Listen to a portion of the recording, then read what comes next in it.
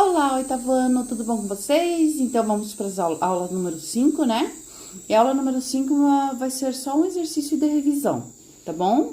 Para vocês fazer a revisão e para depois vocês estudar esse exercício, para depois nós termos um exercício avaliativo na semana que vem, tá bom? Então vamos lá. O que são frações equivalentes? Frações equivalentes são frações que possuem numeradores e denominadores diferentes, mas quando nós vamos simplificando até deixar ela uma fração irredutível, certo? Que nem aqui, ó, 28 sobre 42, se eu dividir por 7, ou podia ter dividido por 2, mas a professora sempre pensa no maior número possível, lembra? Na verdade, eu podia ter dividido por 14 direto, mas a gente não consegue pensar nesse... Eu consigo, mas vocês não conseguem pensar nesse número direto. E quem consegue, ótimo, excelente. Mas é assim, ó, uma fração equivalente. Então, essa fração aqui é equivalente a essa aqui, que é equivalente a essa aqui, tá? Então, equivalentes é quando tem numerador e denominadores diferentes, mas que eu possa dividir pelo mesmo número e ela torna-se uma outra fração com numeradores e denominadores diferentes, mas elas são iguais, tá? Se eu pegar 28 e dividir por 42, se eu pegar 4 e dividir por 6 e se eu pegar 2 e dividir por 3, o resultado vai ser igual, tá? Até podem fazer isso no calculador. Se eu pegar 28 e dividir por 42, vai dar 0,3333 até o infinito, certo? Se eu pegar... Ah, não, deixa a professora ver. 20 por 3 dá 0,6, desculpa, tá? Então, se eu pegar 28 e dividir por 42, vai dar 0,666 até o infinito. Se eu pegar 4,6, vai dar 0, dividir por 6, vai dar 0,666 até o infinito. E se eu pegar 2 dividido por 3, vai dar 0,666 até o infinito. Pode pegar o calculador e fazer esse resultado. Ou seja, elas são iguais, são frações iguais, que chegam a resultados iguais, mas daí nós chamamos elas de equivalentes, tá? Daí, o que é numerador? Numerador que está em cima, denominador que está embaixo, certo? E 2/3 é a fração irredutível, porque o que é irredutível? Que não tem mais o que dividir, tá? Então, é isso que vocês têm que saber lá na número 1. Outra coisa que vocês têm que saber na número 1, que quando nós temos denominadores diferentes, o que é denominador? Que tá embaixo, por exemplo, 2/3 mais 4/5. Nós conseguimos somar isso aqui? Não, né? Mas há um jeito de a gente poder somar se a fração, por exemplo, for assim, olha aqui, ó, se eu fizer 28/42, mais 4/6. Parecem que são frações diferentes, mas o que eu vou fazer? Eu vou dividir o 28 por 7 e o 42 por 7, né? Que dá 4/6. Mais 4/6. Daí eu tenho uma fração aqui, ó. 8 sobre... Eu somo os numeradores e repito o denominador. Daí eu divido de novo por 2. E divido por 2, que dá 4/3. Estão vendo? Então, assim... Quando nós temos denominadores iguais, se quiser, a gente pode dividir, né? Deixar numa mesma fração e vai ficar duas frações, daí vai ficar uma fração irredutível ou uma fração, essa aqui é equivalente a essa, se eu somei, ficou irredutível, porque eu simplifiquei aqui, ok? Então, é isso que vocês precisam saber na número 1. Tá? Porque quando vocês olharem lá as palavras, são essas palavras que a professora tá falando pra vocês. É o que vocês têm que completar lá, certo? Na número 2, então, eu vou por sequência, tá, gente? Na número 2, certo? A professora vai tampar aqui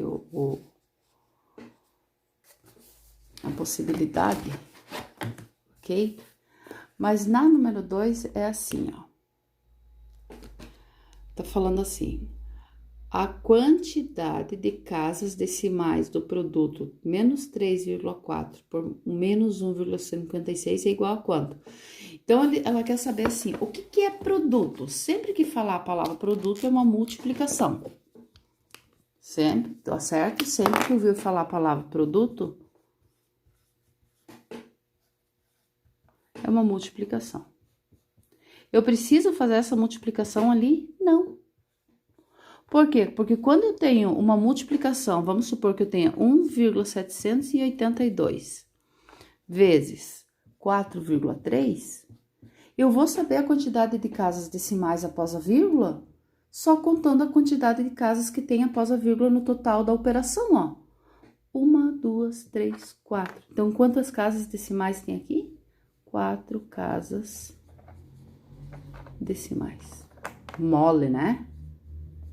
Mas, professora, não precisa fazer multiplicação? Não precisa, gente, porque a pergunta só tá perguntando lá para vocês a quantidade de casas decimais do produto, certo? Casas decimais é a casa após a vírgula. Se eu tiver 2,8 vezes 7,72 vezes 9,815, precisa fazer a conta, professora? Para eu saber a quantidade de casas decimais? Não, só conta. 1, 2, 3, 4, 5, 6. São 6 casas decimais após a vírgula. Por quê? Porque eu sempre, quando eu multiplico, eu vejo a quantidade de casas após a vírgula para eu pôr o resultado. Certo? Daí nós vamos ter... Então, essa é a número 2. Daí nós vamos ter a número 3. A número 3 vai estar falando assim, ó.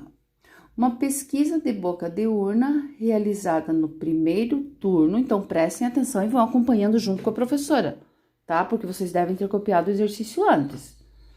Então, uma pesquisa de boca de urna realizada no primeiro turno das eleições para prefeito de uma cidade indicou que um dos candidatos tinha 1/5 das intenções de voto. Esse número representa quanto por cento das intenções de voto dessa pesquisa? Então, 1/5, certo? O que vocês vão fazer? Vocês vão pegar... Vocês sabem que sempre... Como tá falando, quer saber 1/5, quanto corresponde em porcentagem? Porcentagem? Certo? Então, é a mesma coisa que eu ter que descobrir, eu vou pegar isso aqui e vou multiplicar. Quando tem fração e eu quero saber a porcentagem correspondente a essa fração, eu multiplico tanto o numerador quanto o denominador. Eu multiplico o numerador por 100, tá? Então, eu vou pegar 1/5 vezes 100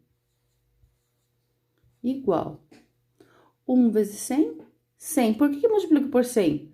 Porque nós estamos trabalhando com uma parte de 100, né? Sobre 5. Porque 1/5 é uma parte de 100, 1/5, esse 1/5, como eu quero saber em porcentagem, é 1/5 de 100.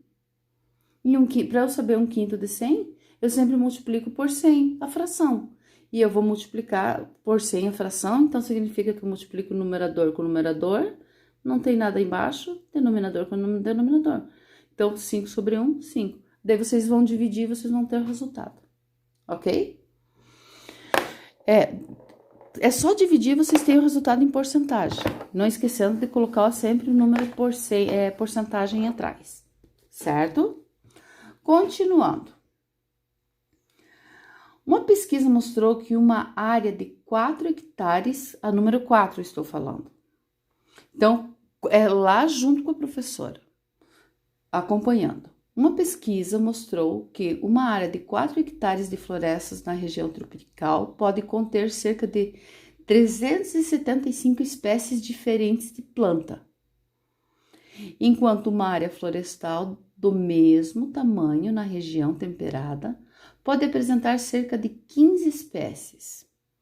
O número de espécies em floresta de região temperada representada quantos por cento do número de espécies em uma floresta de região tropical?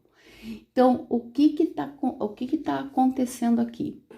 Significa que eu vou ter que pegar 375, eu vou ter que trabalhar com 375 e com 15 espécies. Então, vocês vão fazer aquela regrinha. 375 corresponde a 100%. Então, vamos colocar aqui, ó, espécies e porcentagem, tá? 375 corresponde a 100%. 15 espécies vai corresponder a quantos por cento? O que eu vou fazer? A multiplicação cruzada e continuem a conta, que isso aqui vocês têm que estar sabendo fazer. Claro que no lugar do ponto de interrogação, o que a professora pede para vocês fazer? X.